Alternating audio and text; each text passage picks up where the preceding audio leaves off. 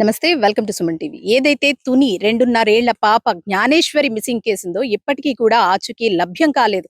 దాదాపు వారం కావస్తోంది. గత శనివారం ఏదైతే పాప మిస్ అయిందో అప్పటినుంచి వెతుకుతూనే ఉన్నారు. ఎన్నో టీమ్‌లు ఇక్కడ రేయింబవళ్ళు ఆ పాప కోసం సెర్చ్ చేస్తూనే ఉన్నారు. కానీ కనీసం చిన్న క్లూ కూడా ఎక్కడ దొరకలేదనే చెప్పుకోవాలి. ఏదైతే పాపతో పాటు మనకి సీసీటీవీ ఫుటేజ్‌లో కనిపించిన వాళ్ళ పెంపుడు కుక్క ఉందో 3 రోజుల తర్వాత మళ్ళీ ఇంటికి రావడంతో ఆ పాప ఆచూకీ లభ్యమవుతుందని తల్లిదండ్రులు ఎంతో ఆనందపడ్డారు. కానీ కొన్ని క్షణాల్లోనే అది ఆవిరైందని కూడా చెప్పుకోవచ్చు. ఎందుకంటే కుక్క ఇంటికి వచ్చిన తర్వాత మళ్ళీ ఒక రోజు మిస్ అయింది. అది ఎక్కడుందనేది కూడా కనిపెట్టలేకపోయారు. తిరిగి డాగ్ వచ్చిన తర్వాత దాన్ని ట్రాప్ చేసి ఏదైతే జీపీఎస్ ట్రాకర్ ఉంటదో ఈ రోజు ఆ ట్రాకర్‌ని కుక్కకి అమర్చారు. కానీ ఆ ట్రాకర్ అమర్చిన తర్వాత ప్రస్తుతం అయితే గనక ఇంటి చుట్టూనే తిరుగుతుంది. ఎక్కడికి వెళ్ళడం లేదు.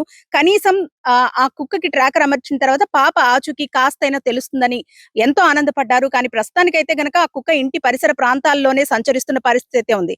ఏదైతే మనం చూస్తున్న ఫెన్సింగ్ ఉందో ఈ ఫెన్సింగ్ కి పాప తల వెంట్రుకలు ఉన్నాయంటూ కూడా కొన్ని ఆధారాలు లభించాయంటూ గత 2 రోజుల క్రితం చెప్పడం జరిగింది. కానీ ఆ వెంట్రుకలకు సంబంధించి అవి పాపవా కావా అనేదైతే నిర్ధారించుకోవాల్సిన పరిస్థితి అయితే ఉంది. ఎందుకంటే 2.5 ఏళ్ల చిన్నారి అంత పైనుంచి ఈ ఫెన్సింగ్ వరకు వచ్చి ఇక్కడి నుంచి లోపలికొచ్చే పరిస్థితి అయితే దాదాపు అసాధ్యమనే చెప్పుకోవాలి. ఇన్ కేస్ ఒకవేళ ఆ పాప వచ్చినా సరే ఆ ఫెన్సింగ్ ని దాటుకుని లోపలికి వస్తే ఇదంతా దట్టమైన అటవీ ప్రాంతం. మనం చూసుకోవచ్చు. చుట్టూ కూడా దట్టమైన అటవీ ప్రాంతం, ఎత్తైన కొండలు. పాప ఒకవేళ ఇంతవరకు రావడం కూడా కష్టమే.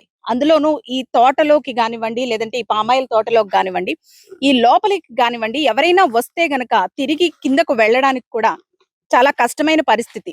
అలాంటిది 2.5 ఏళ్ల జ్ఞానేశ్వరి ఈ ప్రాంతానికి వచ్చుంటుందా అనే అనుమానాలు కూడా వ్యక్తమవుతూ ఉన్నాయి. గత వారం రోజులుగా పాప కోసం, పాప ఆచూకీ కోసం ఎన్నో టీమ్‌లు నిత్యం శ్రమిస్తూనే ఉన్నాయి. డాగ్ స్క్వాడ్ కానివ్వండి, లేదంటే పోలీస్ బలగాలు గానివ్వండి, ఎన్‌డీఆర్‌ఎఫ్ వాళ్ళు కూడా వచ్చి ఇక్కడ పాప కోసం సెర్చ్ చేసిన పరిస్థితి ఉంది. మనం చూస్తున్నాం గదా! ఇంత ఎత్తైన ప్రాంతానికి పాప వెళ్ళే అవకాశం అయితే లేనే లేదని చెప్పుకోవాలి. మరి పాప ఎక్కడికి వెళ్ళింది? నిజంగా వారం రోజుల నుంచి గాలిస్తున్నా చిన్న క్లూ కూడా దొరకలేదు. పాప నిజంగానే ఈ అటవీ ప్రాంతంలోనే ఉందా? లేదంటే ఎవరైనా కిడ్నాప్ చేశారా?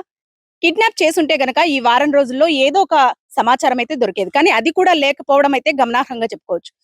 ప్రస్తుతం పోలీసులు కూడా అటవీ ప్రాంతాన్ని జల్లెడ పట్టడంతో పాటు ఎవరైనా కిడ్నాప్ చేశారా అనే కోణంలో కూడా దర్యాప్తు చేస్తున్న పరిస్థితి. ఈ ప్రాంతం అంతా చూసారు కదా.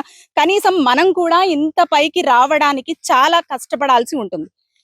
ఆ ఇంటి దగ్గర నుంచి ఈ పైకి రావడానికే మనం ఎంత శ్రమ పడ్డామంటే చిన్నారి ఇంత దూరం రాగలదా అనే అనుమానాలైతే వ్యక్తమవుతున్నాయి. నిజంగా ఇది కిడ్నాప్ అనే అనుకోవచ్చంటూ కూడా పోలీసులు పక్కా చెబుతూ ఉన్నారు. పాప ఆచూకీ లభ్యం కాకపోవడంతో అనేక విధాలుగా కూడా శ్రమ పడుతూ రాత్రింబవళ్ళు ఈ ప్రాంతాన్ని జల్లెడ పడుతూ ఉన్నారు. నిజంగా పాప మిస్ అయిందా? ఎందుకంటే ఈ ప్రాంతంలో ఎక్కువగా అడవి పందులు సంచరిస్తూనే ఉంటాయి. కానీ అడవి పందులు మనుషుల మీద దాడులు చేసి చంపేంత అవకాశం ఉండదు. కాకపోతే 2.5 ఏళ్ల చిన్న పాప కాబట్టి వెయిట్ కూడా తక్కువ ఉంటుంది కాబట్టి ఎక్కడికైనా ఈడ్చుకెళ్ళిపోయిందా అనే కోణంలో కూడా పోలీసులు దర్యాప్తు చేస్తున్నారు. మరికొద్ది సేపట్లోనే దీనికి సంబంధించి ఒక క్లారిటీ కూడా వచ్చే అవకాశం ఉంది. నిజంగా మిస్సింగా? లేదంటే ఏదైనా జంతువు అటాక్ చేసిందా? అదీ కాకపోతే ఎవరైనా కిడ్నాప్ చేశారా? ఈ కోణాలకు సంబంధించి ఒక క్లారిటీ అయితే రావాల్సి ఉంది. ప్రస్తుతం అయితే గనక అనేక టీంలైతే సెర్చ్ చేస్తూ ఉన్నాయి. ఈ ప్రాంతం అంతా కూడా గత వారం రోజులుగా జల్లెడ పడుతూనే ఉన్నారు. కానీ చిన్న ఆచూకీ కూడా అయితే ఇప్పటి వరకు లభ్యం కాలేదనే చెప్పుకోవాలి.